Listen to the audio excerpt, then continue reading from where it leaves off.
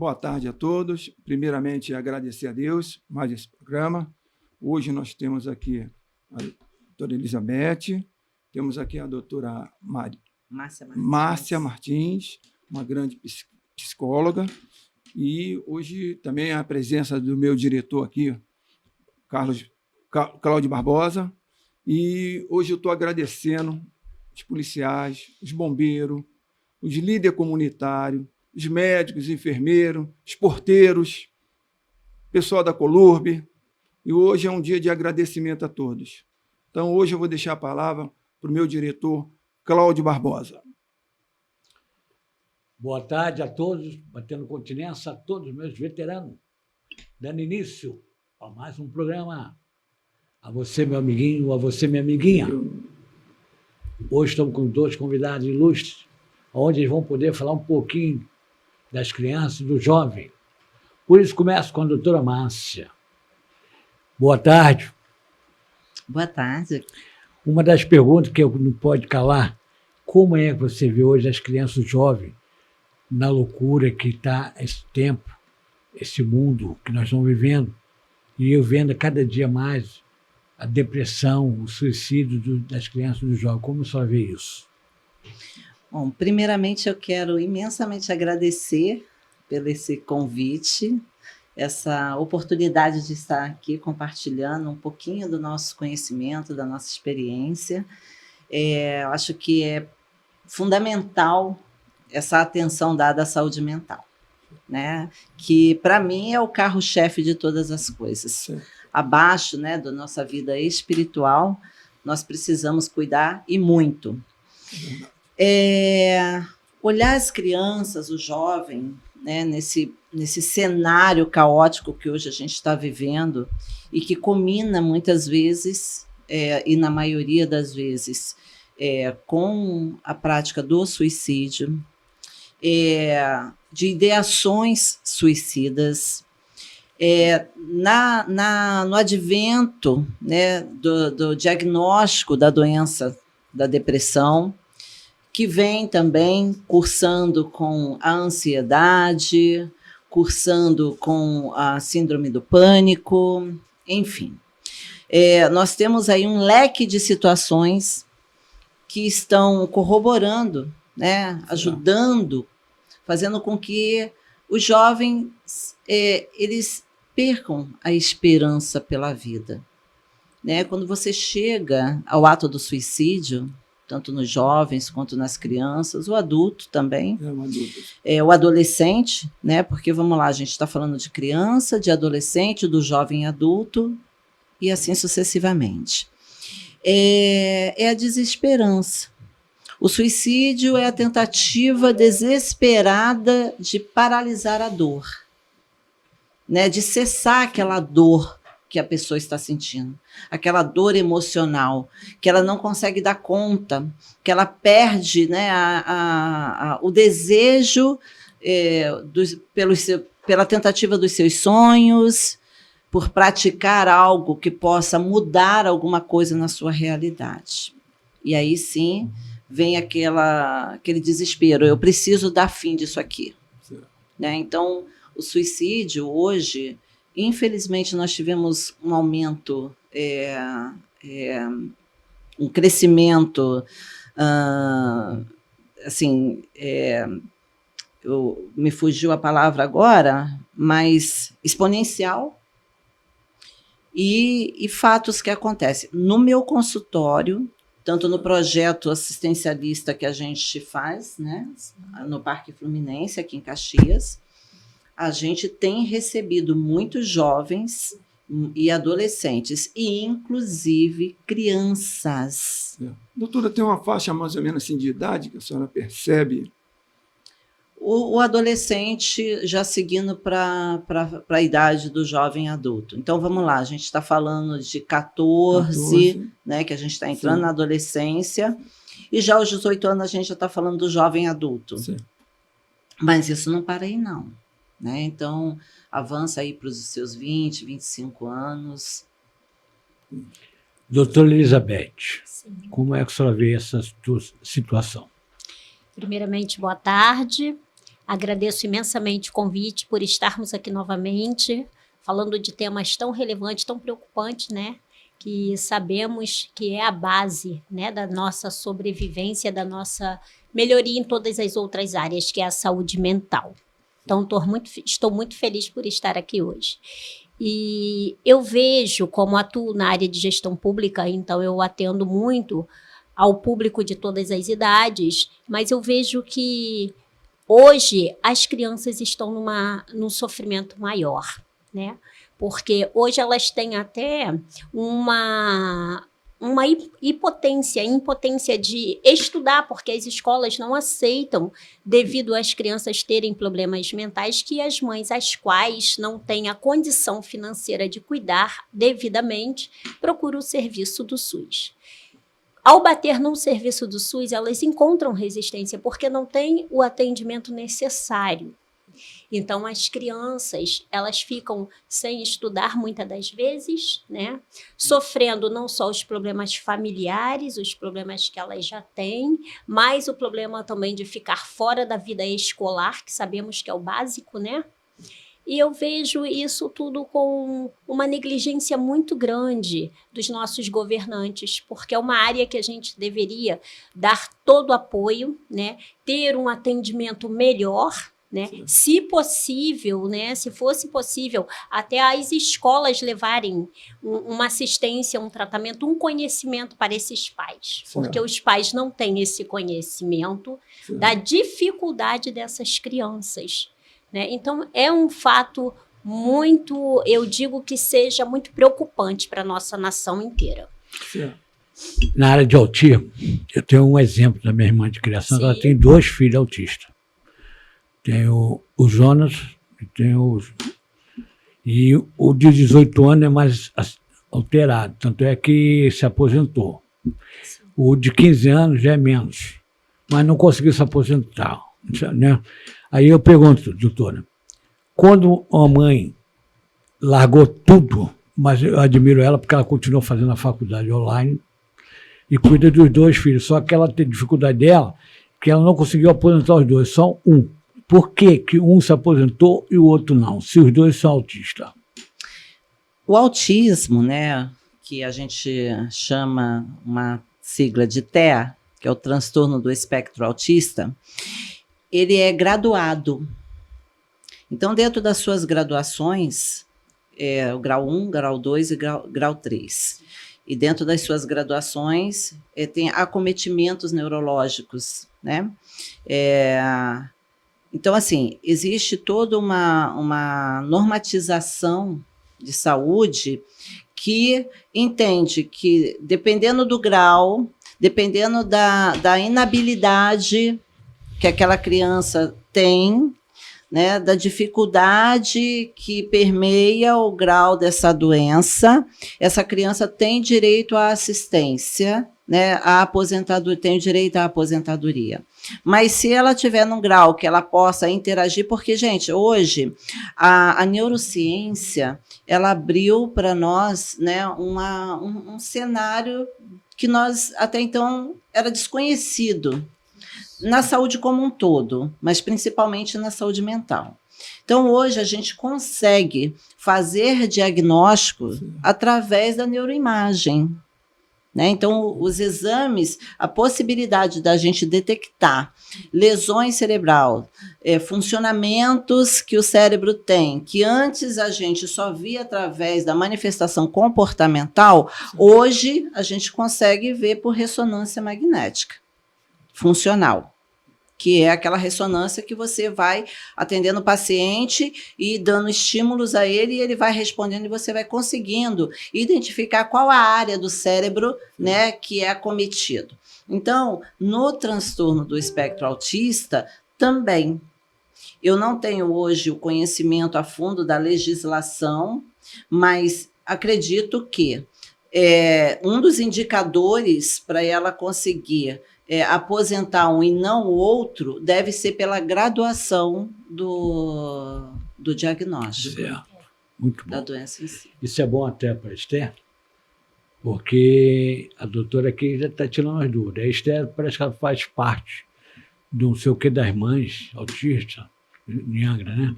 E ela se aprofundou, devido à situação na prática, ela se aprofundou e fundaram uma entidade, um órgão, alguma coisa assim, com as mães que têm os filhos com esse problema. E vai sempre bom crescer. Até caso ela tiver dúvida, mais tarde a doutora poderá tirar todas as dúvidas. dúvidas, né? Doutora, doutora, nós percebemos também que as mães, ela percebe quando o filho começa a entrar nessa depressão e ela pode, na verdade, que as mães agora estão muito, devido a essas doenças, as mães estão muito correspondidas com as crianças. Ela pode diretamente, que ela percebe quando a criança não está bem. E a psicóloga, igual a senhora, né, da sua área, então ela percebe que a criança está com aquela dificuldade. Ela procura a psicóloga, né? Tem mãe que vai procurar médico. Acho que meu filho está doido, né? Procura até um psiquiatra. E esse tratamento, primeiramente, passa pela psicóloga ou tem um grau que vai direto ao psiquiatra? Pois é. Graças a Deus a gente está evoluindo bastante, né? Mas é cultural, né? Isso faz parte aí da nossa cultura. Antigamente, ainda se tem os rumores de que psicólogo e psiquiatra é para loucos, né? E, na verdade, não. Mas... E trazendo essa cultura ainda muito enfática na nossa criação, as mães, a mãe tem uma percepção, né? Isso que eu estava meio enrolado, mas eu queria desenrolar. Né? O olhar de uma mãe dedicada, né? De uma mãe que de fato, faz o papel de mãe, e fazer o papel de mãe, não estou dizendo que é aquela mãe que fica o tempo todo dentro de casa, porque a gente precisa sair para trabalhar, né? Mas você percebe, né, no comportamento do filho que alguma coisa não está bem. Bom, essa mãe percebe isso. E ela fala, meu Deus, tem alguma coisa estranha. O caminho, né, ela às vezes vai para a escola. Porque é na escola que é outro momento que a criança interage mais. Então, a criança fica um determinado tempo da vida dela na escola. É verdade. E às vezes ela fica mais em contato com a professora do que com essa mãe, por exemplo, que trabalha. Né? E a escola ela vem trazendo, olha, essa criança não está bem, ela perdeu o estímulo, era uma criança que participava, né, dos trabalhos, e agora ela está uma criança mais calada. E aí o que fazer? A escola, isso quando ela tem esse suporte da escola, a escola faz um encaminhamento para o serviço de psicologia, né? Essa mãe, ela pega esse encaminhamento e ela fica desesperada. Por quê? Porque ela não tem uma rede para onde ir, né? Ela não encontra esse apoio. É um fator que hoje, assim, eu digo que a gente fica ali represando uma água, né, e pedindo socorro. Verdade. Até para poder, depois daquele primeiro atendimento, eu conseguir referenciar essa criança para algum lugar para ser cuidado. Então, assim, essa mãe, ela pensa, então vou levar o pediatra, que é mais fácil dela conseguir. É o primeiro, né? É o primeiro. E esse pediatra vai falar assim, olha, precisa de um psicólogo. Se esse médico tiver uma sensibilidade maior, sim. Senão ele vai falar, olha, mãe, é falta de atenção, né? Então, hoje as crianças estão voltadas para isso aqui, né? É verdade. Para o celular. Para o mundo, um mundo interativo que não é um mundo real. Antigamente a gente, né, eu não soltava pipa, mas eu brincava de amarelinha, cabra cega, né? É verdade. Bola de gude. E esses dias eu fiquei perplexa, né? Esses dias, não, já tem uns 3 anos atrás, que o meu filho veio com uma pesquisa escolar sobre brincadeiras de rua. Mãe, o que é cabra cega? Eu preciso fazer uma pesquisa. O que é bandeirinha? Eu falei, oi? Não tem mais, então, não existe assim, mais, né? Não existe. Algo que para nós a gente interagia. Então a gente usava o quê? A nossa imaginação, a nossa criação, o nosso cérebro. Ele é tudo energia. Ele é eletricidade. Ele precisa de estímulos o tempo todo.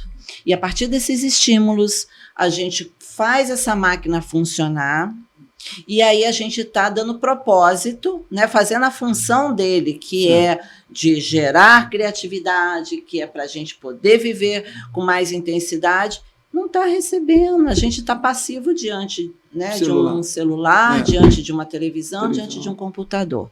Então, essa criança está interagindo com o quê? Com nada. Ela interage, mas ela não desenvolve nela criatividade. Sim. Então, essa parte do cérebro está o quê? Se deprimindo. O cérebro precisa ser estimulado o tempo todo para ele gerar a dopamina, né? E que é aquele hormônio do bem-estar, que é o que você sente. Aí, se não, deprime. Porque ela fica só vendo vídeos ruins. Sim. A gente não tem o tempo todo, se a mãe trabalha, de estar monitorando o tempo todo o que a criança está assistindo. É verdade. Né? Aí é informação ruim, informação liga a televisão, dependendo do canal, é só morte. Só isso também. E o cérebro aguenta. Aí eu vou fazer uma maratona de 10 quilômetros. Beleza, vamos preparar fisicamente, vamos lá, e o cérebro vai ficar feliz da vida. Porque ele vai, né, trabalhar, mas ele não suporta o tempo todo receber estímulos negativos, como informações ruins, e aí deprime. Doutora Elizabeth, em cima de tudo isso que você está ouvindo da doutora Márcia, na sua experiência, como a senhora pode dizer um pouquinho disso? A respeito da saúde mental, a respeito todos esses transtornos, né? Eu não sou especialista para falar a respeito, né, do desenvolvimento da doença como a doutora, mas eu tenho uma grande experiência em receber essas famílias com vários pedidos, né, de socorro. Elas gritam socorro por um atendimento maior, né, à saúde mental. Porque, além de ser a base de tudo, as nossas crianças estão adoecendo. E sabemos que o futuro, né, vai ser muito pior se caso nós não fizermos nada hoje. Precisamos desse socorro hoje, né, para salvar nossas crianças para amanhã.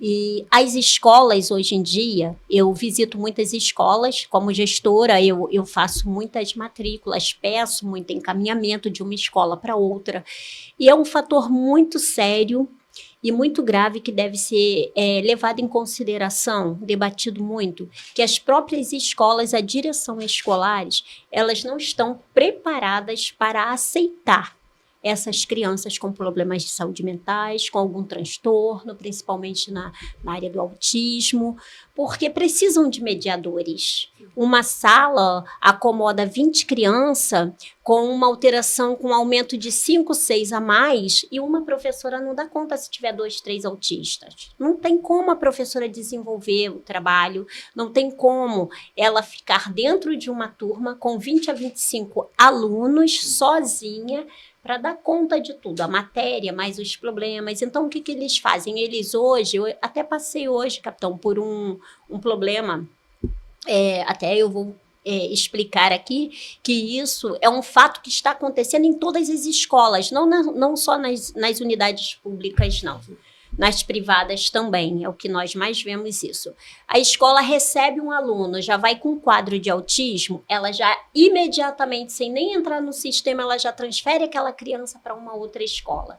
E as mães, elas ficam nesse bate e volta de unidade em unidade. Até a criança ou a mãe chegar ao ponto de pedir para ir a um fórum público para conseguir uma vaga, que já é um direito da criança.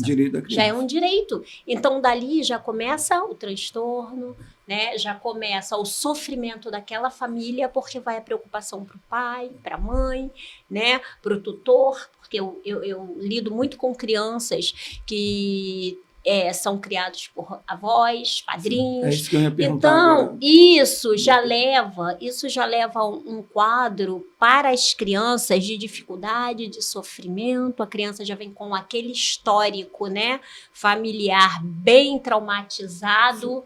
E qual é o desenvolvimento se ela já vai bater numa rede escolar e não vai encontrar ali o direito que ela tem de estudar? Em cima disso, doutor, Eu vejo muitos casos Sim, que os pais abandonam. Quando o filho Sim. nasce com esse problema, a primeira a sair de casa é o pai. Então, Sim. a mãe que acaba assumindo paternidade, a maternidade do filho. Depois vem essa outra situação nas escolas. sim. E eu já conheci mãe, por passar por tudo isso, ela acabou tendo problema de saúde mental também. Fica, com certeza. Com E certeza. quem acabou cuidando da criança foi os avós. Verdade. Isso que eu ia perguntar, doutora, que deve muita criança. A criança criada pela mãe e pela avó, há uma diferença, não há, doutora? Ah, sem dúvida, né? A gente está aqui numa mesa onde tem o lugar de cada um de nós. Se eu sentar-me no seu lugar, pode ser que eu não venha, e certamente não vou, exercer o devido papel que compete ao senhor, né? Então, cada um de nós, na família, nós temos as nossas cadeiras e os nossos papéis. Infelizmente, hoje nós estamos sofrendo pela desestruturação da família. A família está sofrendo o baque. E com o baque familiar, reverbera em crianças que se tornam adultos e que serão as gerações futuras Já vem, adoecidas. já né? vem com essa carga, né? Sim. Dois- Aí, a mãe, ela tem o papel de mãe. Mãe.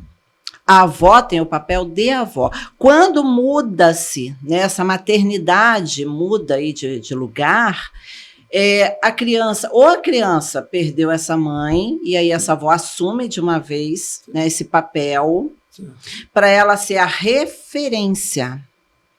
Eu sou formada, né, a minha especialização é em psicologia sistêmica. Então, a gente trabalha com o geracional. Então, a gente vai ver quem nós nos tornamos lá na frente tem tudo a ver com a nossa matriz familiar. Vou até dizer nossas matrizes familiar, porque a gente vai de 3 a 4 gerações, onde está lá registrado no nosso inconsciente, né, os legados, o que nós vamos ter e fazer. Então, essa mãe e essa avó, né, se as duas estiverem ali exercendo esse papel da maternidade, essa criança fica sem referência. Eu vou obedecer a quem? Porque a criança escolhe, né? Porque, na verdade, a mãe libera mais, a avó aperta mais, Pois é. ou vice-versa. Aí, né? na hora, estrategicamente, que essa mãe se sente, né? Opa, peraí, estou perdendo meu espaço. Ela tenta tomar, aí não. Aí entra numa linha de confronto. E o que mais dá segurança para nós é nos sentir amados e com limites. Se nós não tivermos limites, a gente vai andando e cai no abismo. Né? Então, regra, doutrina, limitações são necessárias para a nossa constituição, da nossa personalidade, da formação da nossa personalidade, do nosso caráter. É o que vai nos fazer ser seres humanos preeminentes. Vão ter dificuldade? Todos teremos. A própria palavra de Deus diz, né? No mundo tereis aflição, mas eu venci o mundo.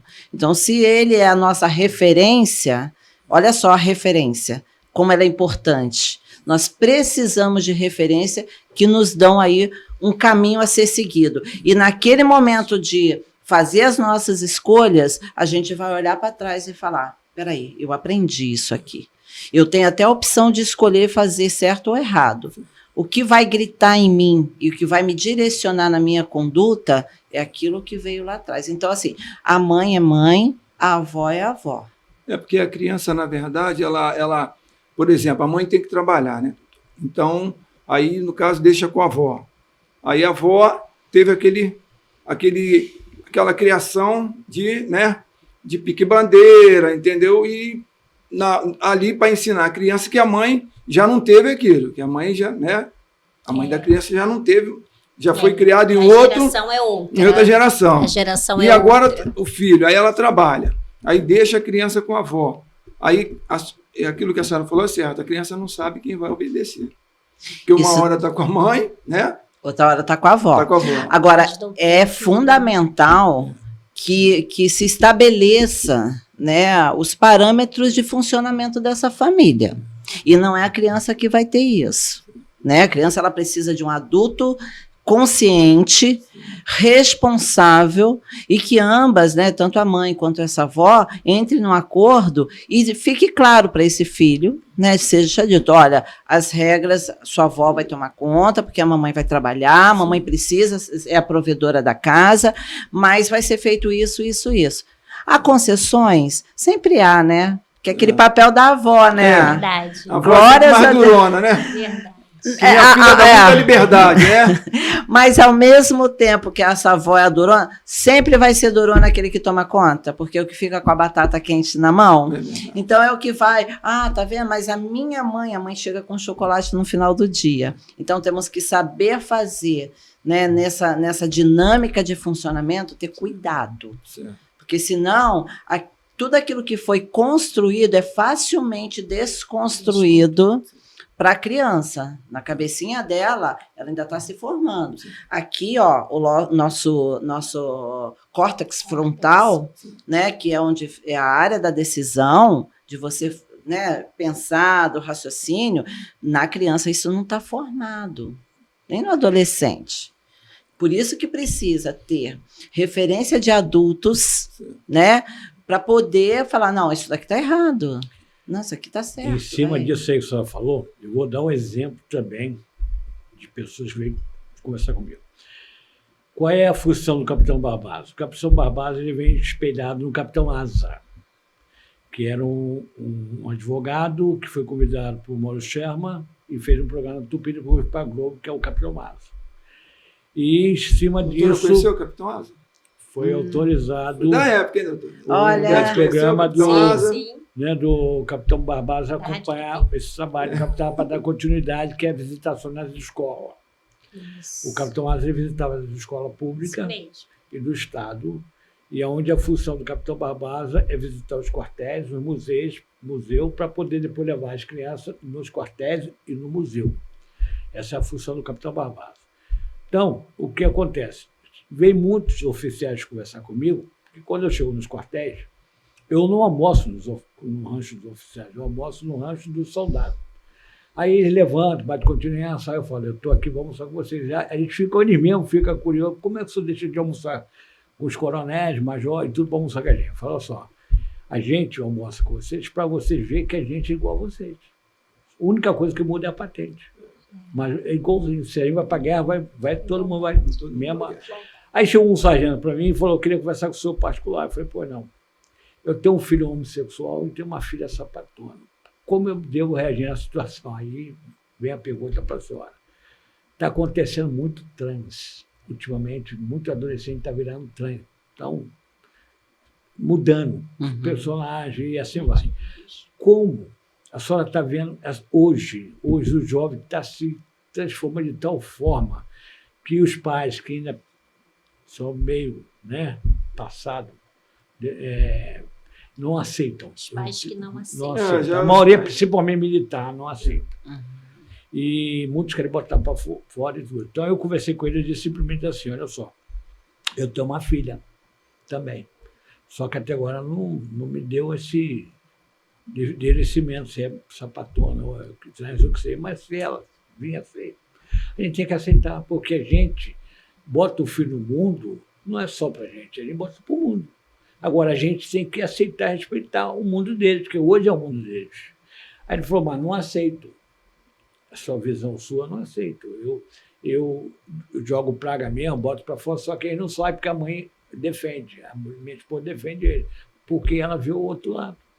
O lado que você não está vendo, que é o lado de mãe e o filho. E você não está vendo o lado de pai e filho, você está vendo o lado homossexual, você está vendo o lado ruim, você não está vendo... Então, se ele escolheu, você tem que apoiar, não é discriminar. Aí falou, então já vi que não dá para a gente conversar. Então, ele não aceita. Principalmente o militar não aceita. Aí eu pergunto à senhora, no caso desse, a senhora tem como lidar com situações como eu passei na prática, conversando com o sargento, não aceitou, mas que eu explicasse a ele não aceitou. Nós lidamos com todas as situações, todos os dias. Inclusive, acho que Todos pergunta hoje, né, os doutor? dias. Inclusive com essas situações que estão tão evidentes, né? A gente falou sobre os papéis, né, bem posicionados na família. A família, ela é a nossa base estrutural da nossa formação de personalidade, da formação do nosso caráter, né, das escolhas que viemos a fazer lá na frente. A nossa família vai ser sempre a referência. Eu gosto muito de citar que uma frase, né, que disseram eu vou lembrar agora, só um minutinho. Vou lembrar, eu comando para o cérebro, tá? Eu volto na frase já já. A frase está aqui, mas eu quero lembrar sobre quem falou. Então, assim, nós geramos filhos, e esses filhos são gerados para o mundo, né? A gente dá a educação, a gente dá as nossas referências, a gente, na pirâmide de Maslow, né, que é a pirâmide das necessidades humanas, a base principal é a alimentação, moradia, educação e saúde. Então, você faz isso para os seus filhos, né? Até que eles se formem, até que eles sigam a vida, e as escolhas que eles vão fazer, que hoje vem até antes deles saírem e seguir suas vidas, né? Essas manifestações estão vindo muito antes, já na criança, no adolescente, né? No adolescente. Então, assim, o que fazer? Para o militar, que já vem com uma formação mais rígida, mais exigente, né? É bem difícil. As famílias tradicionais, elas têm uma maior dificuldade para aceitar determinadas escolhas que são feitas. Agora, antes da escolha ser feita, você poder olhar, né, quem é aquela pessoa que está ali. É a sua filha e é o seu filho. Agora, dentro da sua casa, pais são grandes, filhos são pequenos, independente da idade. As regras são suas. O que vai ser feito dentro da sua casa, quem determina é você. Nós temos que tomar o cuidado que está vindo assim, do lado externo, muita exigência de aceitação. Vocês têm que aceitar isso. Aí vem a lei determinando que se você não aceita, você está fazendo uma fobia. Isso. Né? Você está discriminando. Então, nós precisamos ter esse cuidado, porque e o que está dentro?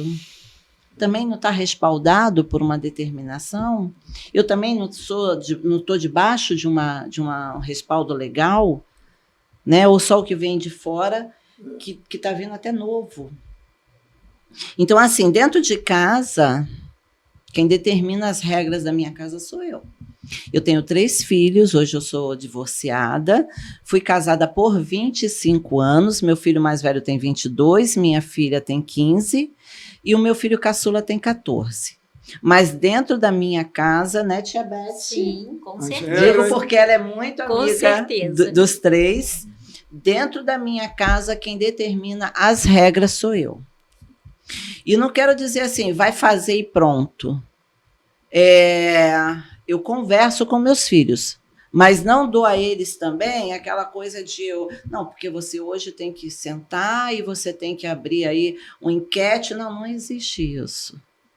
Lembra que eu falei que o ser humano precisa de limites para se sentir seguro e amado?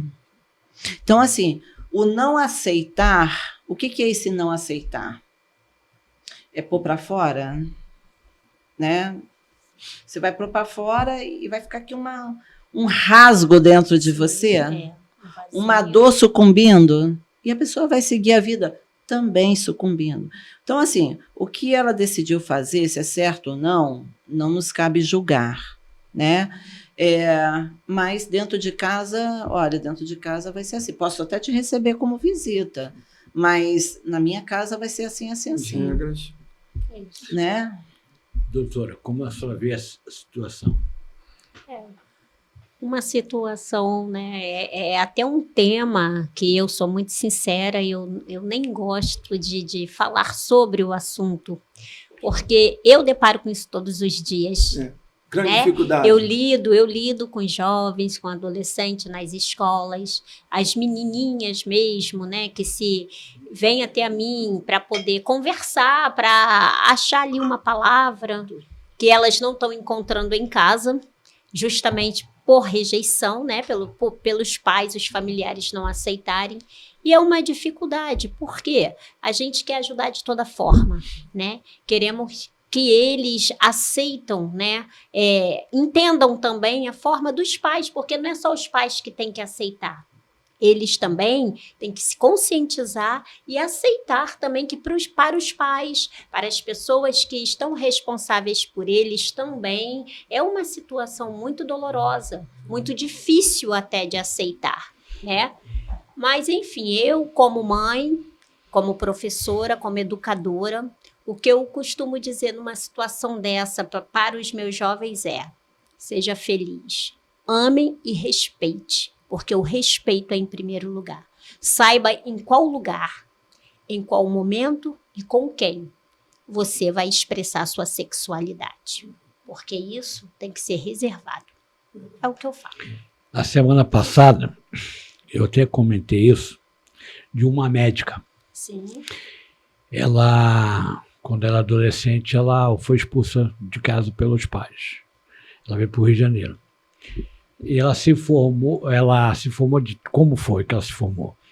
Ela veio para casa de um parente e depois que os parentes começaram, soube que ela se perdeu jovem e tudo, os pais botou para fora, então ela veio para o Rio de Janeiro achando que os parentes iam apoiar. Os parentes também não apoiaram.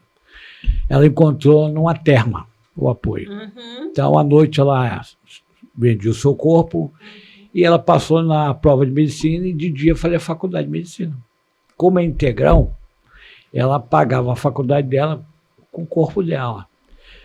E ela ficou até se formar. Quando ela se formou, ela conheceu um médico dentro do hospital, se apaixonaram, casaram, hoje já tem 2 filhos. E ela mora no Copacabana.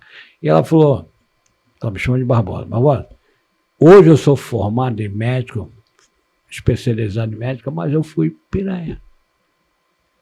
Eu fui prostituta. Não porque eu gostava, porque eu tinha que pagar minha faculdade, porque eu tinha um sonho de ser médica. E eu realizei meu sonho. Então hoje eu recebo meus pais, recebo quem me renunciou e tudo, porque é meu amor, meu sangue. Mas não é mais aquele vínculo que era. Não é. Eles vêm, fica a saúde bem na minha casa, depois vão embora. Hoje eu moro com meu marido, que é médico, cirurgião, moro em Copacabana, tenho meus 2 filhos, sou feliz, não volto a fazer o que eu fiz no passado, mas também não enganei meu marido. Eu contei toda essa trajetória do meu marido, por isso que meu marido acabou. Foi a forma, né, que na época ela tinha.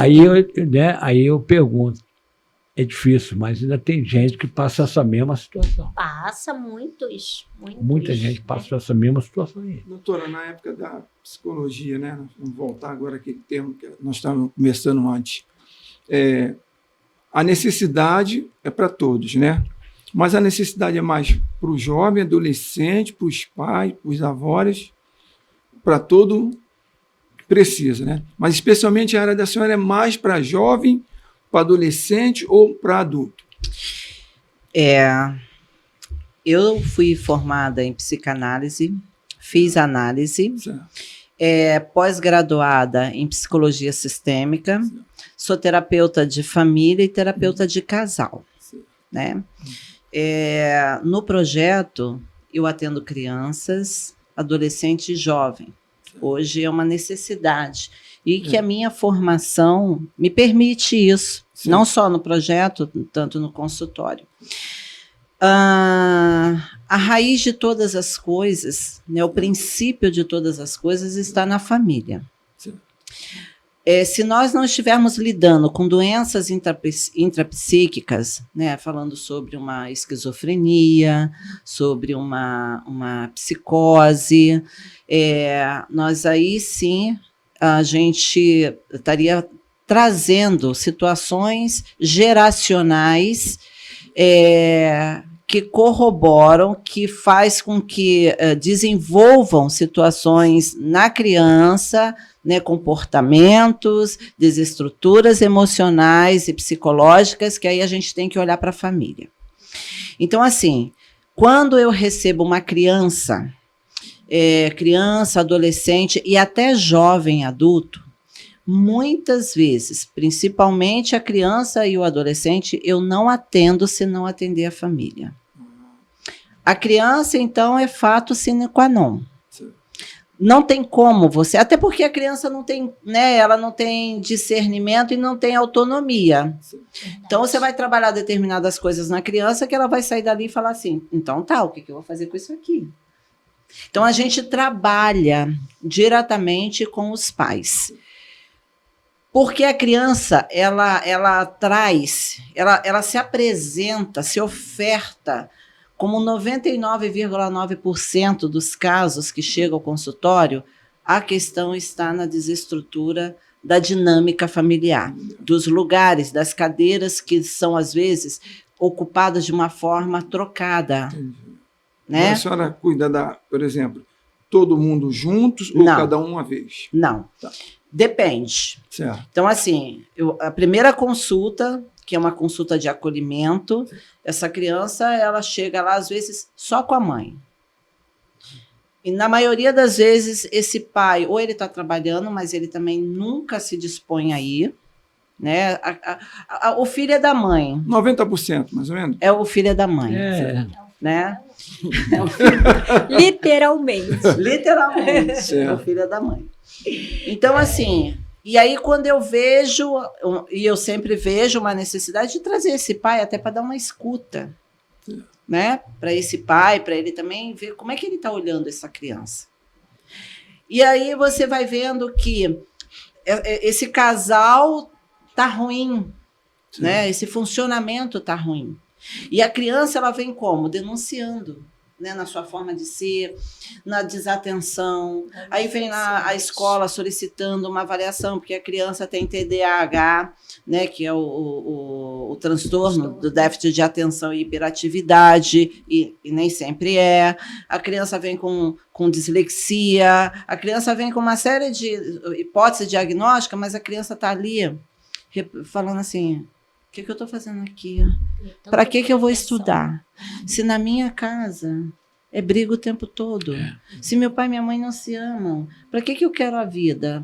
Sabe? Porque a gente só aprende quando a gente está bem e feliz. O nosso cérebro precisa disso. Né? Então, assim, atender a criança precisa atender essa família. Atender esse jovem, esse adolescente... precisa atender a família.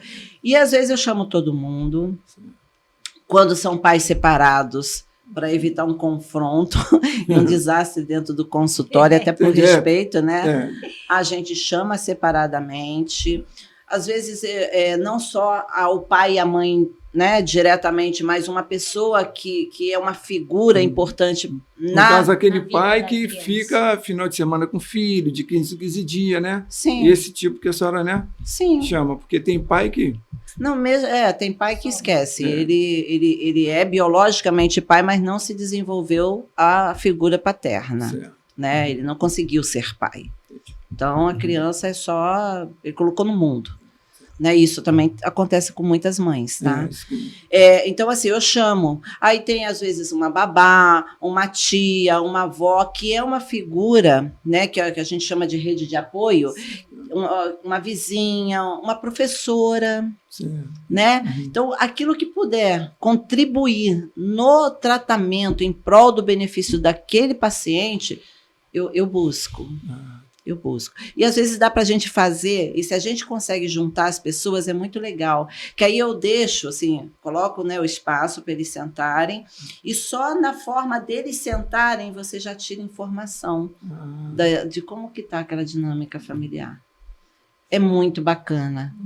Sabe, eu acho que se hoje nós conseguíssemos colocar esse acesso da saúde mental às pessoas, nós já estaríamos resolvendo, seríamos proativos, né? Porque a nossa sociedade ela é reativa.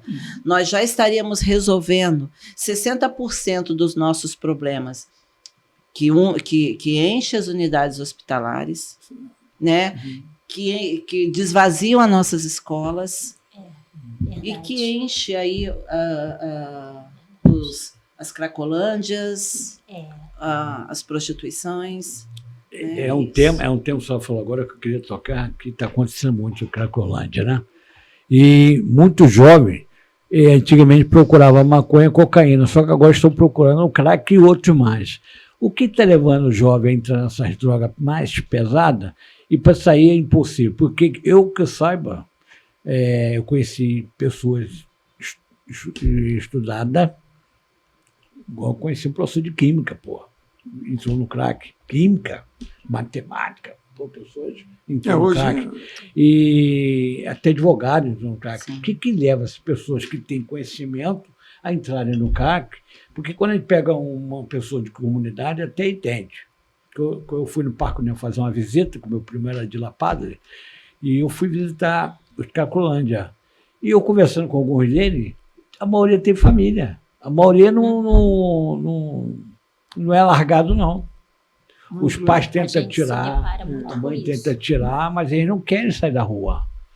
Aí eu conversei com algumas senhoras e falei assim, meu senhor, eu estou tentando tirar minha filha aquela ali há 10 anos, ela não sai daquela vida. A minha filha era formada, senhor. Minha filha era formada. Aí eu falei, o que levar lá então? Vou dizer para o senhor o que aconteceu. Ela casou bonitinho, veio a Grinalda, ela pegou o marido com outro. Aí ela largou a casa e vive nessa vida aí. Ela teve uma decepção amorosa. Uma decepção muito alta. Entra a estrutura, né, doutora, da palavra da senhora, né? Uma adolescente dessa, né? Pois é. Eu sou evangelista de rua. Olha aí. Né? Eu tive uma grande oportunidade de fazer um seminário com uma equipe que eles são conhecidos em São Paulo e até no Brasil como pastores de rua.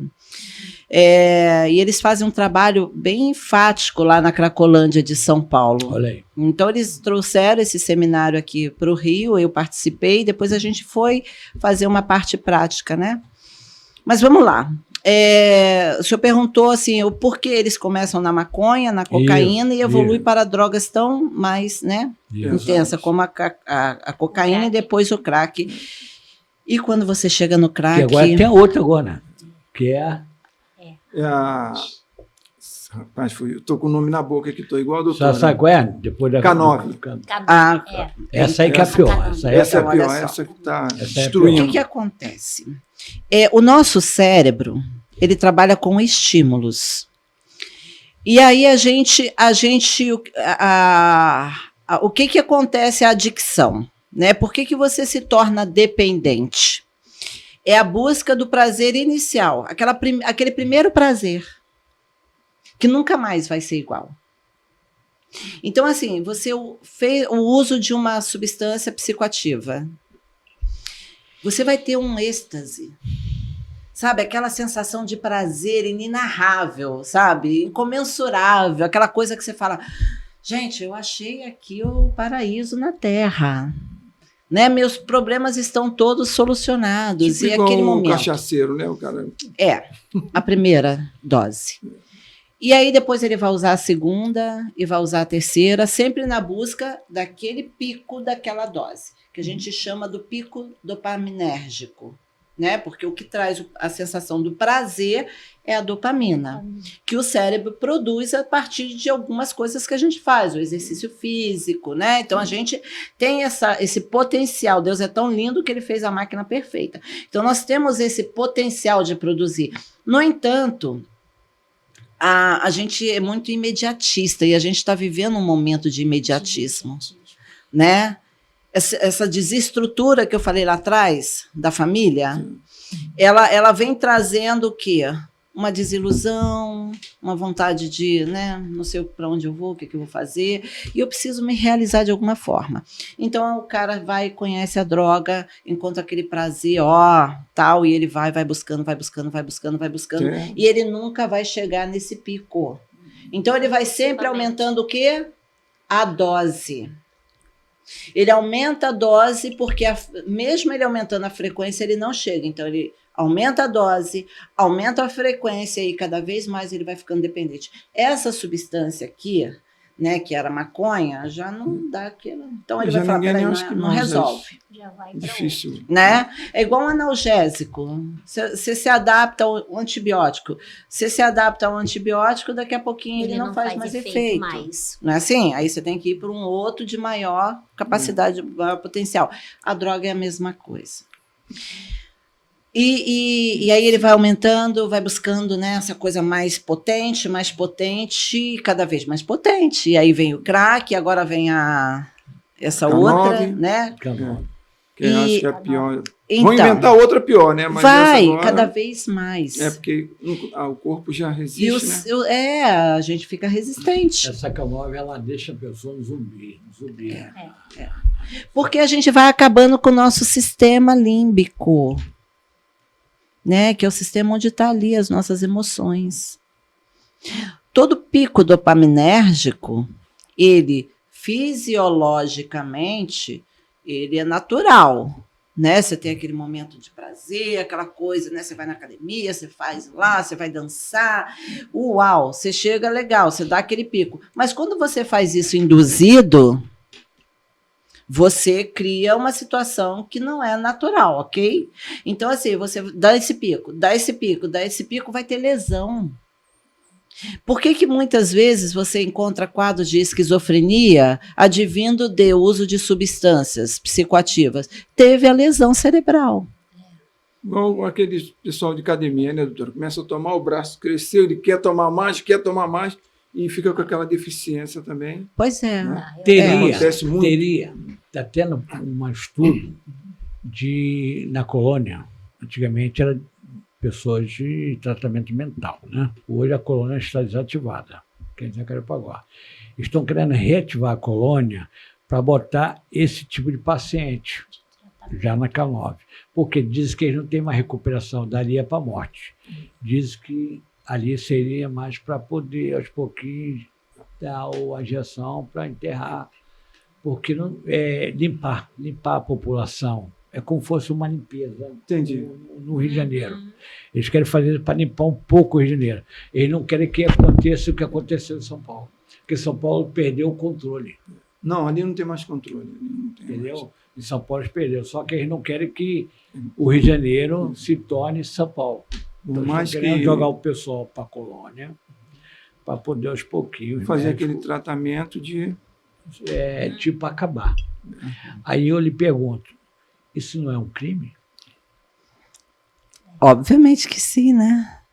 A gente está falando não é o Estado que vai fazer, da eutanásia, quase, não é, né? Exatamente. Nesse caso, não é o Estado, o governo federal que eles podem fazer isso e a gente poder não fazer nada. Então, há tanta coisa, né, que a gente precisa se posicionar enquanto sociedade, mas nós só vamos conseguir, de fato, quando nós buscarmos conhecimento legítimo e nos posicionar enquanto cidadão, colocando-nos, né, no propósito para qual a gente foi gerado nessa terra, onde a empatia já não é o suficiente e a gente precisa exercitar a nossa compaixão, colocando-se no lugar do outro, fazendo alguma coisa. Muitas vezes nós terminamos os nossos atendimentos com a sensação assim, conseguimos, mas uma sensação de um vazio, né, Verdade. A gente fica ali depois, nós duas, conversando, falando sobre os casos e assim... Será que recuperei aquele? Será que esse vai voltar? Não é nem aqui, além disso, né? Será que essa pessoa vai dar continuidade? E a gente não pode, né? A gente tem um limite. Mas para onde eu vou mandar aquele paciente que eu não consigo dar assistência? Porque eu sou limitada ali. Eu não tenho recursos. Hoje existe um projeto, né, que está, né, nos meus propósitos a serem realizados. Eu estou só esperando organizar algumas coisas da montagem da clínica de assistência e você fazer a assistência da saúde mental não somente com as consultas, mas também com atividades que venham unir-se à saúde mental, que hoje nós sabemos que, não hoje, sempre, nós somos um tripé: corpo, alma e espírito. O ser humano é isso. Não adianta olhar para um só pezinho do tripé. Se você botar o tripé com um pezinho quebrado, ele vai cair. Vai cair. Seja qual for um deles, não é isso? Então, assim, se nós não olharmos para o ser humano com essa forma holística, né, com essa integridade, nós vamos falhar. E ter referência, tá? Chega um paciente lá que a gente precisa mandar, né, para uma especialidade. Não tem. Eu não sou adepta ao uso de medicação, mas existem casos que precisam, sim. Eu não posso negligenciar. Certo. Eu preciso de uma avaliação psiquiátrica. Nosso tempo já foi. Falei para vocês Ó, sinalizarem. então, vamos lá, nós temos 100 minutos. Dona Elizabeth, quais são o resumo de tudo que a senhora viu hoje aqui e a mensagem que a senhora deixaria para as pessoas que estão vendo a senhora? Bom, de toda essa nossa conversa, esse debate que nós tivemos, eu vejo hoje que a prioridade maior, o grito maior da saúde mental é começar conscientizando as famílias. De que forma? Palestras nas escolas, palestras dentro das unidades. Porque como eu estou todos os dias dentro das unidades escolares, unidades básicas de saúde, que são as nossas UBSs, o nosso PSF, então eu vejo de perto que a família não tem conhecimento nenhum. Pela falta de conhecimento, elas acabam até piorando a situação da criança, piorando a situação delas, vão buscar recurso onde não tem. Então, que as autoridades possam, né, ter uma visão, ter um olhar com carinho, com humanidade mais para a saúde mental e principalmente para o esclarecimento. Ensinar essas famílias, levar um conhecimento para essas famílias onde elas não têm. Certo. Doutora, sua vez. Então, eu acho até que esclarecimento a gente já tem bastante. Eu continuo achando que conhecimento, né, que vem o autoconhecimento, é fundamental. Isso nos ajuda muito. Só que hoje, se você ligar aqui, um minutinho, você vai ver várias TikTok, né, vários podcasts. Então, o conhecimento está vindo. Sim. Eu vou um pouquinho mais além. Eu acho que a gente está precisando, e você falou isso, que aqueles que têm a caneta para fazer, que façam. Precisa ter a assistência, Sim. porque as pessoas passam a conhecer, Sim. passa a se autoconhecer a partir do momento que elas conseguem receber assistência adequada. Marcolano. Enfim, o programa está chegando ao fim, graças a Deus. Aqui temos a doutora, as duas doutoras, posso chamar de duas doutoras aqui, posso falar isso de coração. E uma boa tarde para todos, que todos sigam esse programa com amor e carinho. Eu queria agradecer diante de todos. Primeiro, sempre a Deus, sempre eu agradeço a Deus cada dia da minha vida, às convidadas. Obrigada. A você, meu amigo, você, minha amiga, a você, meu amiguinho, você, minha amiguinha. Nunca deixe de acreditar no seu sonho. Estude. Estude para você um dia poder ter um exemplo de vida delas. Quem sabe que você venha a ser uma psicóloga, uma psiquiatra ou uma médica. Por isso, nunca é tarde a gente sonhar. Sonhe, acredite nesse sonho. Espero que você tenha gostado do programa hoje. Eu bato continência, terminando mais um programa. Até o próximo programa, se Deus quiser. Tchau!